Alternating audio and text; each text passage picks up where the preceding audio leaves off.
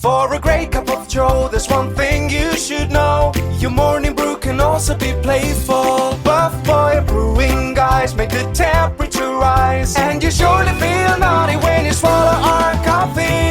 If you want some real heat, give your mouth a fine treat. You will want some more, rest assured. Buff Boy Brewing, you can't get enough of. It's time for The Scribble, your weekly fix of celebrity chats, bizarre stories in the news, and basic random chatter with best-selling author and syndicated radio host Jeremy Bradley.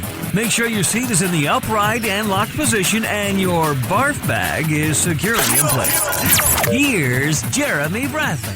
Thank you very much, Larson. Jeremy Bradley here. This is The Scribble. Thanks for tuning in on your favorite podcast app, and remember to subscribe. I hate saying that. I hate it. You have to remember that I'm from the broadcasting school of 1999. Well, no, I guess I was in school in the early 2000s anyway. So we didn't have to do this. Not everybody had a platform, first of all. That was the difference back then. You had to have some kind of credibility, street cred, as they call it, before you'd have an audience. It was a different time back then, maybe for the better. But anyway, so remember to subscribe on your favorite podcast app. Now, something else that we didn't have back then was, message boards and all this other stuff. Maybe there were chat rooms, I guess, AOL chat rooms at the time. But Reddit, I'd never even heard of Reddit up until a little while ago. That's how old I am. But I also didn't realize that so many people chime in on discussion topics and have actual back and forth conversations. I guess conversations is the civil word, debates, verbal brawls perhaps in some cases. And so it's interesting because the women on The View are the ones who talk about Reddit discussions. And I always kind of think about this and go, with all of the world events happening and issues and, crises in the United States alone, that they would be discussing, current events and politics and entertainment and health matters, corona or whatever. And halfway through the show, a lot of times they're going, a discussion on Reddit. And I'm sitting going, this is really a national news show, because The View is part of ABC News. It's not entertainment anymore. They're part of the news division. Is talking about, a housewife commenting on having guests over and this is, or, just these. I thought, wow, okay, so I better check out this Reddit thing and see what's going on. So there's 3 topics that I'm going to talk about today that I saw were kind of, I don't know if is it called trending on Reddit? Whatever, anyway. So they were discussion topics that people were sort of chiming in and wanting to know this whole am I the asshole thing, right? That's the big thing. So it's going to be about splitting the check with your friends at a restaurant, which I'd never heard of that. Really. I'll talk about that in a bit. School fundraising. Is it still okay to make your kids go door to door to sell chocolates, or can you just give them the money for the chocolates? I'm a cheapskate, but I'm also kind of it's just easier. I have no interest. First of all, I can't stand kids, but we'll talk about that. Sending your kids to go out begging for money in the neighborhood. And then videos and pictures from your family events now, because at Christmas time, parents are forever taking 100 pictures of the kids opening presents, and I guess half of those pictures are ending up on social media. But what are you doing with that? A couple of years ago, my brother set up a tripod in the corner of my parents' living room when we were all opening presents, and it was almost like a surveillance video. So I'm going to talk about that as well. 3 discussion topics coming up in the next 30 minutes, and it starts on The Scribble right after this. Isn't it crazy that you wait for payday, but before you know it, you're strapped for cash again? It's time to stop blowing your money and become a smart spender with the book, The Official Guide to Being an American Cheapskate, at cheapskatebook.com. Learn simple ways to cut costs at home every day and during special times of the year. Don't go broke at Christmas. Don't remortgage the house for a fancy vacation. The book is filled with tips to save you money throughout the year. Check out the best-selling book, The Official Guide to Being an American Cheapskate, at cheapskatebook.com or on Amazon and iTunes. Jeremy Bradley here, back on The Scribble. All right, so splitting the check at a restaurant. Now, it's not just a matter of, 2 people are going out dining. Oh, is it 1 bill or 2, right? That's really easy to do. No, you had your meal, I had my meal, I pay for mine, you pay for yours, let's go, right? It depends on the relationship. If you're just 2 friends getting together, if it's a business thing, if it's a relationship, are you on a date? Do you, and I guess sometimes those things should be talked about beforehand, but that's when it's 2 people. So somebody on Reddit had said that they go out for, dinner or drinks with a group of friends, a bunch of people. And At the end of the night, it's always a split bill. Now, this person, they call it the OP, right? The original poster. This person says, I get like a $10 salad and that's about it. Everybody else has, wine or this and that and dessert. And so it doesn't mathematically work out for me to split the check with all these people because they're getting a shit ton of stuff and I'm barely getting anything. And now it's costing me more for my one little salad. So people were chiming in and saying, well, wait a second here. Why don't you just start ordering a bunch of things then, like to go, you get a dessert to go or get another entree or something or take another salad home for tomorrow. And then the friends are going to complain and say, well, wait a second, now the bill's coming. Well, now wait a second here. Everybody else can order stuff in the moment that raises the price of the bill or the total of the bill. Well, why can't I? I'm just taking it home. It's no big deal. I'm having to subsidize, your drinks or your dessert or whatever you might be having. Why can't I do that? And so it was really interesting to see the way that people are chiming in. Now, for me, first of all, my husband and I, we don't really do group dinners, and if we did, it would be like a couple and, we would pay our bill, they would pay theirs. It's not, we don't do like the group of friends thing. We just don't. But even if we did, like, I've never heard of that though, where you've got like a group of 8 people. Now, if it's something where you're all sharing the food, right? If you're getting a bunch of different appetizers and it's sort of like a big community table, well, then that's something different. And I would appreciate, splitting it that way, right? Because we're all eating all of the stuff. So why not? But I'm not in that situation ever. So I just kind of think that that's really weird. Why not? And then that's where people were chiming in and saying, well, maybe right when you sit down, that's where you tell the server right at the beginning, like, mine's separate. I'm on my own. Thanks. So it is a little bit strange. Like, I know when we had, like, one of my aunts, I tease her on her birthday every year. So she has a dinner with my cousins, like with her family. And I always jokingly crash the birthday dinner. So I somehow find out with my sources, I find out where they're all having dinner and I end up showing up like halfway through the meal because I don't want to be, because I know that somebody's picking up the check for the entire table and I don't want that, right? So I make sure that I'm there either as they're eating or, like I'm not showing up. If their reservation is 6:00, I'm not showing up at 6:04.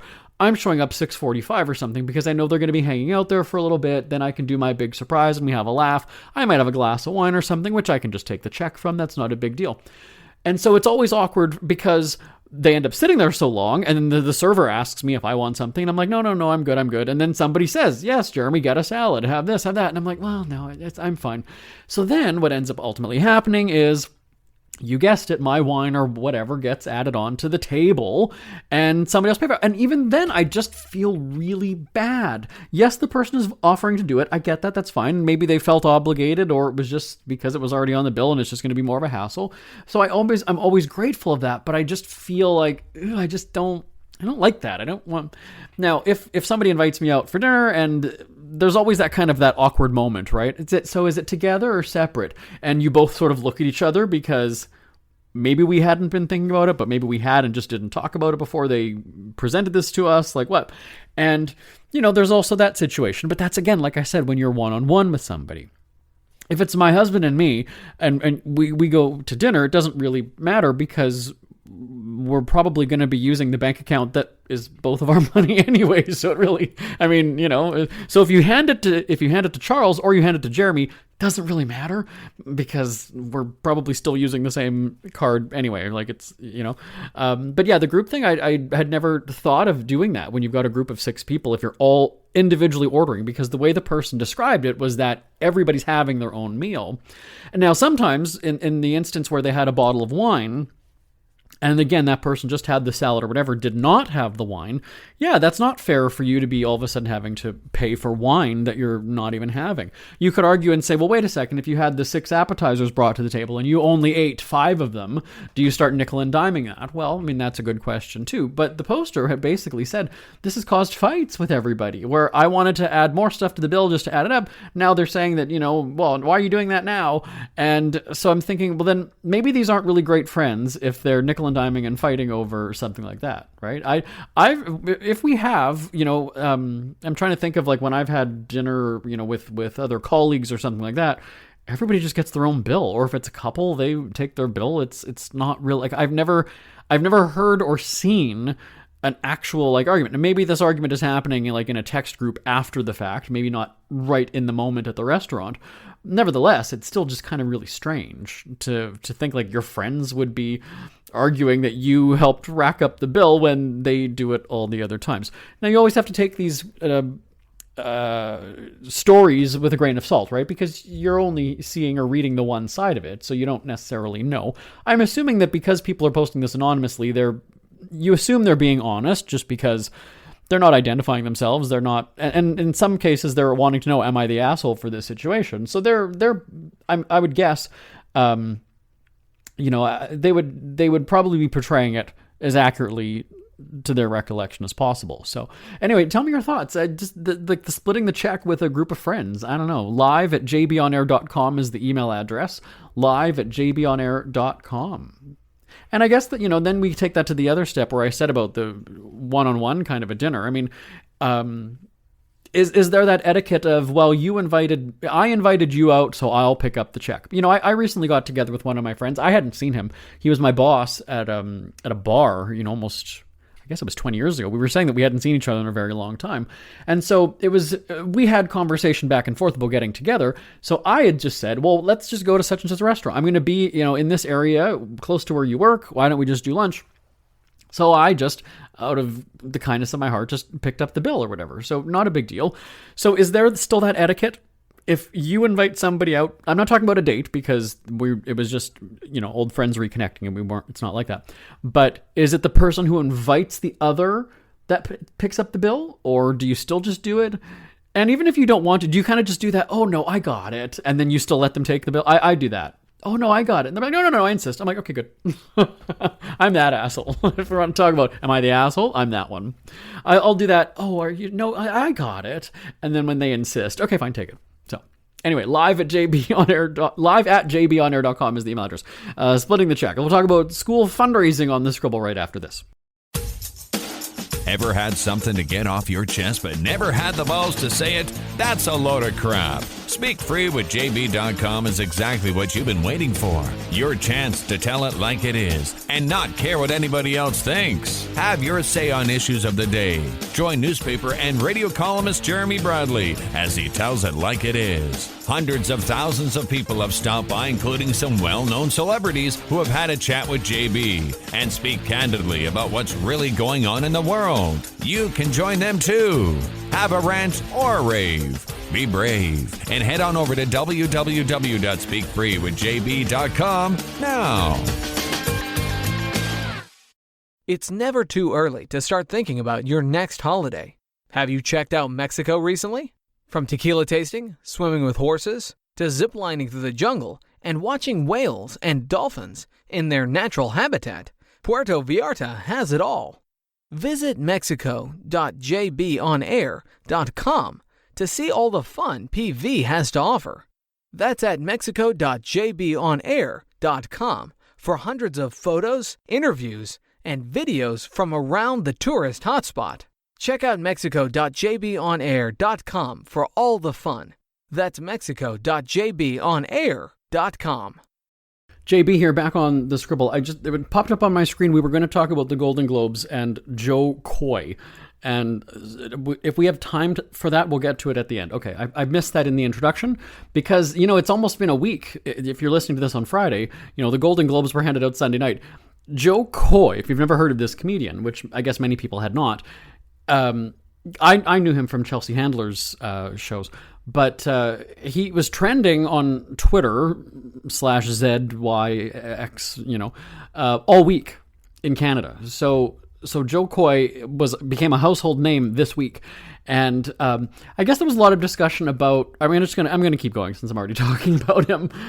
People were saying that he was being sexist. He made a comment about Barbie and he used the word boobies, and he was making comments. And so people were going and saying, well, look at this. I mean, we haven't made any progress. Here's a man on stage bashing women and whatever.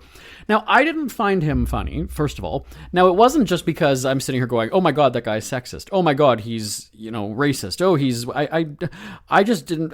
His delivery I don't like, and there's certain comedians, and I think the comedians are kind of like there's certain comedians that I just like and I don't like. I've never liked Will Ferrell's brand of humor, Adam Sandler. I don't really care for like Chris Rock, Chris Tucker.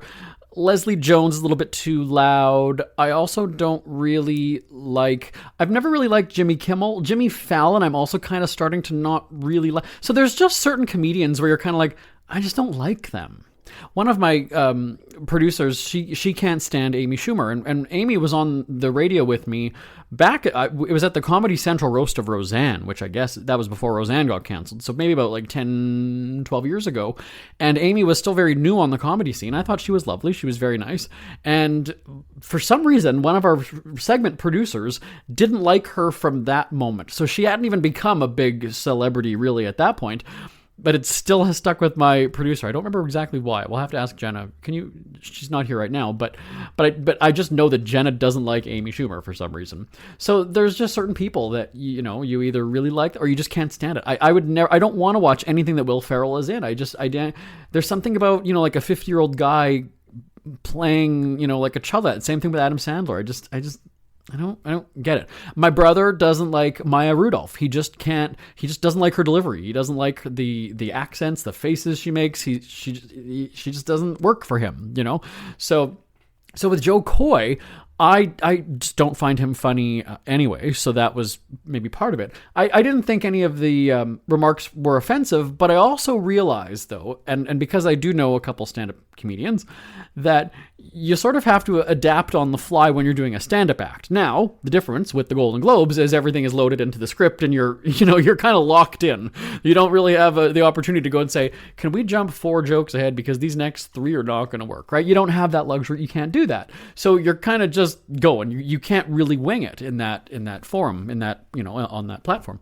So he was just getting critiqued, and normally the host gets panned after the show, right? Later that night or the next morning. This was in the moment. Even TMZ was posting about him during the show, like 10 minutes after the monologue, and I thought, this is good. Like, this is really, really... And from an entertainment perspective, because I'm an entertainment reporter and I was on the radio the next morning talking about it, I love something like that because it gives me something to talk about. But you just have to kind of sit there and go, wow. Now, I keep saying Joe Coy. Joe said the next day on GMA3 that it was just not his best. He fell short on putting on a good performance. But that's the really tough thing about hosting, being in a situation like that, is if you don't win them right off the bat, if you can't, hook that audience or get them on your side right at the beginning, that's going to be a long 3 hours, buddy. And you're in for a long ride, and that's where now the Globes had, I think the ratings were up, was it 50% over last time? Because remember, they were dropped by NBC for a little while, and I'm wondering, because as social media, right, was spreading how badly he was bombing, that's probably going to get people to tune in for that second and that third hour, because they want to see what the spectacle is, right? They want to see why is this guy so bad? Why is he trending? What's happening? So tell me your thoughts on that too. Live at jbonair.com, live at jbonair.com. They popped up a message here on my screen, but it has disappeared. Am I continuing on now? School fundraising. Okay, here we go. You always have those weird, awkward moments, maybe at a family get-together or at your front door. You got the kid who's selling chocolates for the school fundraiser or their soccer team or whatever it is. I purposely made a point of never taking money to a family gathering because that's basically what always happens, right? And I always hear from across the room, whether it's my brother or if it's, one of my cousins, I hear my uncle or something, getting the kid ready, right? Okay, well, here's the book. They don't do it right away. You kind of wait until everybody's sort of eaten or had a couple drinks, and that's when they go around asking for money. But I always see it. I'm like, oh, I almost want to get up and leave the room so that when they get to me, I'm not there anymore. And now the family just basically doesn't even, like, they'll just jump right by me. They'll just jump right by Uncle Jeremy because that's my excuse. Sorry, I don't bring money to a family gathering. Why would I bring money to a family gathering unless we're unless we agreed that we're playing poker or we're doing something? I didn't need to spend any money here, so I didn't, So that's my one way of getting out of this fundraising thing. But on that Reddit forum thing, a dad had posted that he wants to just spend more time with his kid. He wants to go out fishing, let's go play at the pool, let's enjoy your childhood. We're not going to make you now work and go door to door begging for money. So his idea was, how about I just buy all the chocolates and, we either write a check, we just give him, and I go and have fun with my kid. Okay, that's one thing. But then people were chiming in saying, well, this is also kind of preparing your kid for, a job and taking responsibility and taking initiative and getting out there and developing his people skills, maybe his selling skills. Because who can say no to, a 4-year-old or a 7-year-old at the front door? For me, if I'm not expecting somebody, just because we had an instance in our house years ago where somebody tried to break in. This was actually before I was married, so I was on my own, but I had 2 big dogs at the time. And I've always, when I was living alone, it's not that I was in a dangerous neighborhood because I have a lot of money and have a nice house. And so we live in a good area. But it was still just this random thing where I was kind of like, why do I have my doors unlocked? Because I'm going to either forget one night to go and lock them. So, if I'm not going anywhere and I'm in for the day, my front door is going to always be locked just because I'm not opening it. I've got nothing, so it's going to stay locked 24/7. And if my pizza is coming, then I will unlock it as I go to the door. But my doors are never just unlocked. So if my husband is out at the gym or something, he will use his key to get into the house when he gets home. That's just how we live. So even if somebody were to ring my doorbell and come, I don't answer the door. If I'm not expecting something, I'm not answering the door. Sorry. And everybody, friends and family, if my mom has something to drop off or whatever it is, you call before you come. You can stand at my door and ring the doorbell for 10 minutes. I am not, even if we have a doorbell camera or security cameras or something, that's just the rule. So I'm probably that person on the block who, never supports the elementary school. I pay enough goddamn taxes. I support that school. And I think that's also what some people were saying was it's not about just handing over the money. It's about, that community involvement as well, right? You want to teach your kid to go out and it's like, well, this is for my school. This is for my local soccer team. As far as I know, when it comes to sports teams, those kids pay a hell of a lot of money, at least for hockey. I hear from my brothers that, my nephews, it's a shit ton of money to be part of the hockey team. So I understand maybe the parents doing a fundraiser to help for whatever, but it's like, what are you using all that money for then? Is it to buy the fancy jerseys and all this other stuff? Or like, what's the deal? So, I'm from an area in Canada where our schools are very, very well funded by taxpayer dollars. I realize that that's not the case in all communities all over, the United States even, that sometimes the schools don't have money, and so that's not the case where I'm from. There's a lot of money for the schools. Because, how do I know this? My mom worked for the school division for 30 years before she retired. My brother's a teacher. His wife is a teacher. My uncle was a teacher for many years. And my other cousin was a teacher. So we have a lot of teachers in our family. We know very, very, very, very, very, very, very, very, very, very well that the schools have money. So we would do fundraisers when we were growing up when we were in school, because that was when we were going, either we were in the performing art, we were in the musical, and so we were going to another city. So the school, yes, would pay for, maybe the bus, right, the transportation to get there, but we would still have to do our own, for the hotel or something. That was on us. So I understand that as you having to do a personal fundraiser and the school just gets chocolates for you to sell to raise money for yourself. I get that, sure. But then the whole thing is like that dad says, like, if we have the money and we can just buy the chocolates, then why not just do that and call it a day? So I'm kind of on both sides, me being a business person and somebody who would, if I liked kids and had kids, I would want to spend time with them. I would assume if I didn't like them, then I probably would make them go and schlep door to door like it's Halloween. But what are your thoughts on this? Send me an email, live@jbonair.com. live@jbonair.com. Should you make your kids go and, should you teach them to go door to door begging for money? Somebody called it child labor as well. You're basically, the school is making kids go and work and raise money. I don't know. live@jbonair.com. One more segment on the Scribble right after this. Who are the Kardashians feuding with now? What did that little thug Justin Bieber do this time? Who's getting hitched? And who's headed for Splitsville?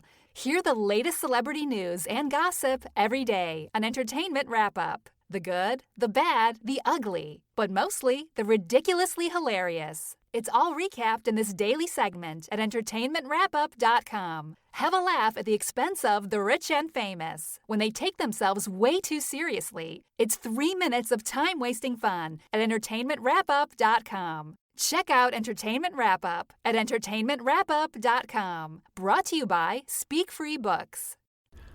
JB here, back on the Scribble. We got, 5.5 minutes left? Okay. So the other segment that I was going to talk about is just taking pictures and video of like every single family event. And so, we're coming off the holiday season just a couple weeks ago. You probably took, 100 pictures of gift opening, the dinner, of your food, of, the tree, of the decorations, or whatever you did, whether you made a snowman outside or you went and, whatever. What do you do with those pictures now, right? Like, you post them on social media. Okay, great. And that's that. I mean, what happens with them? So a few years ago, now my brother's kids were still quite young. He had set up the camcorder in the corner of the living room on a tripod and basically just like ran the tape for, half hour, 45 minutes or however long it was. And I was meaning to ask him, have you ever watched it? Like, it just seems like it's a static image, right? It's not moving. Nothing is happening. Why? Right? I mean, like, I don't know. It's different if you're going around the room or you're zooming in, you're talking to people, but it was just kind of there.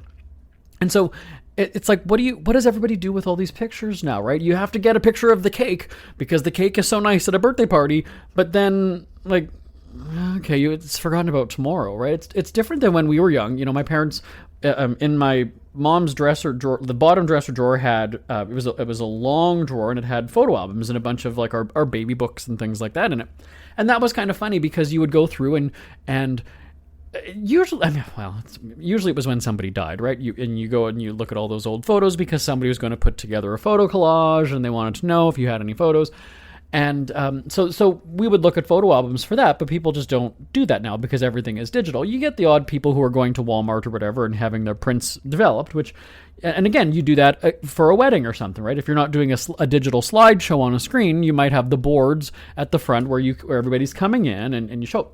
But like what are you doing with all these pictures? Same thing with the vacation photos. I mean, it's great. You capture the moment, wonderful. You're at Disney, but then what happens after that?